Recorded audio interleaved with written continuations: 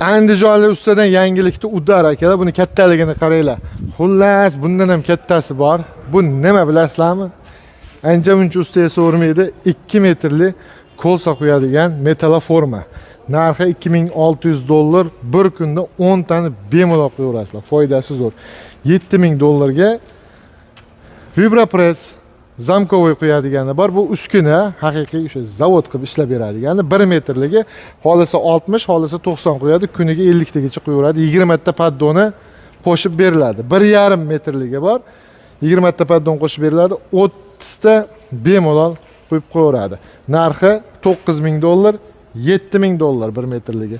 Xo'p, betona mishalkamizga keladigan bo'lsak, $2100.